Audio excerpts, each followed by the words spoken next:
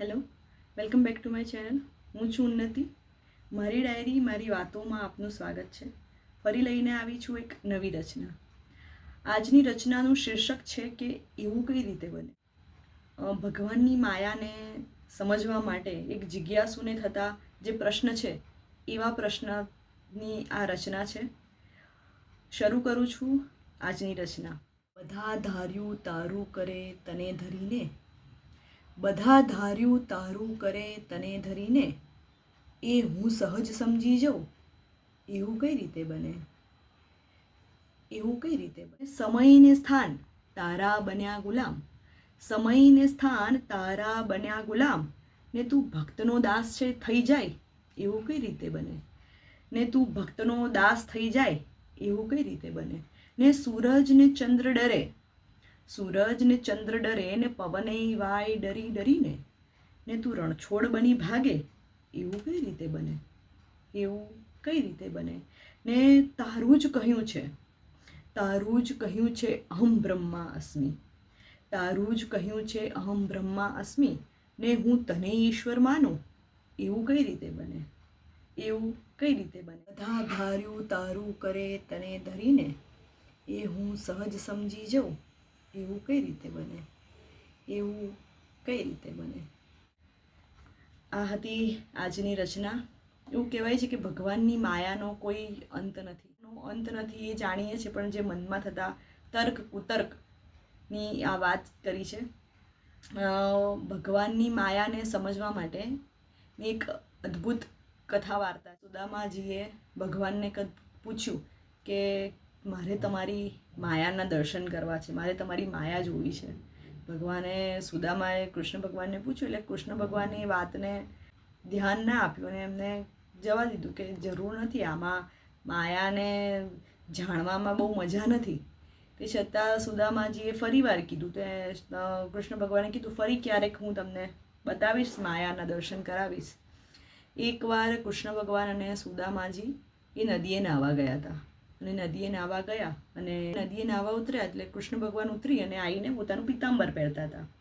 અને સુદામાજી ફરીવાર એક ડૂબકી લગાવવા માટે પાણીમાં ગયા. અને જેવા એ ડૂબકી લગાવવા માટે પાણીમાં ગયા એટલે એમને બહેન કહેવાય કે એક વાવાઝોડું જેવું આવે, વંટોળ આવીને એમને ખેંચીને એક બીજી ગામ પાસે લઈ ગયું. અને એ જેવા પાણીની બહાર આવ્યા અને સેજ આગળ ગયા તો એક હાથી આવીને એમને ઉપર હાર પહેરાવી દીધો. અને એ ગામનું નામ હતું માયાનગરી. એ માયાનગરીમાં એવો નિયમ હતો કે જે રાજા મરી ગયા હોય અને હાથીને હાર આપે, અને હાથી જે વ્યક્તિને હાર પહેરાવે એ માયાનગરીનો રાજા બની જાય. ને એ સમયે એવું બન્યું હતું કે રાજા મૃત્યુ પામ્યા હતા અને હાથીએ અને હાર સુદામાને પહેરાયો. અને સુદામાને હાર પહેરાયો એટલે સુદામા ત્યાંના રાજા બની ગયા. પછી એક રાજકન્યા જોડે એમના વિવાહ થયા અને એમના પુત્ર થયા અને બધું કુશળ મંગળ ચાલતું હતું. ને કેટલાય વર્ષો સુદામાજીએ ત્યાં વિતાયા. અને એવું બન્યું કે એમની પત્નીનું કંઈક કારણોસર મૃત્યુ થયું. ને સુદામા એમના પત્નીના વિયોગમાં એટલું બધું રડ્યા અને દુઃખી થઈ ગયા. પછી લોકોએ કીધું કે માયાનગરીનો તો કાયદો નિયમ છે કે જો પત્ની મરી જાય તો તેના પતિએ એની સાથે જ અગ્નિમાં એમનો દેહ ત્યજવો પડે. એ વિચારીને સુદામા વધારે દુઃખી થઈ ગયા અને રડવાનું મૂક્યું પડતે અને ચિંતામાં પડી ગયા. અને એમને પછી યુક્તિ આવી. એમને કીધું કે હું મરતા પહેલાં એકવાર ગોમતી નદીમાં, જે નદી છે એમાં એમને ત્યાં સ્નાન કર્યું હતું, જે નદીમાં મારે ફરી સ્નાન કરવું છે. તો એ નદીમાં એ સ્નાન કરવા ગયા અને જેવી ડૂબકી મારી તો એ હતા ત્યાંના ત્યાં. હજી કૃષ્ણ ભગવાન નદીની બહાર ડૂબકી લગાવીને જોવે છે તો કૃષ્ણ ભગવાન હજી પિતાંબર જ પહેરતા હોય છે. અને બહાર આવી અને રડવા માંડ્યા જોરથી. કૃષ્ણ ભગવાનને બધી વાતની ખબર જ હતી. તે છતાં કૃષ્ણ ભગવાન અંજાન બનીને બધી વાતો સાંભળી અને કીધું કે સુદામાએ બધી આખી વાત કરી. સુદામાએ ત્યાં વર્ષો વિતાવીને આવ્યા હતા અને અહીંયા ક્ષણભર થયા હતા.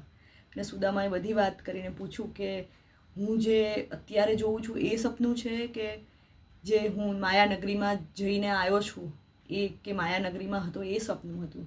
ત્યારે કૃષ્ણ ભગવાને કીધું કે મારાથી જુદું જે પણ છે એ બધી માયા જ છે, એ બધું સપનું જ છે. એવી રીતના ભગવાને સુદામાને પોતાની માયાના દર્શન કરાવ્યા હતા કે માયા કેવી છે. એ જ રીતે આની અંદર આ બધી ભગવાનની લીલા અને માયાને લીધે જે પ્રશ્ન થતા હતા એની પર આજની રચના હતી. આશા રાખું છું કે તમને ગમી હશે.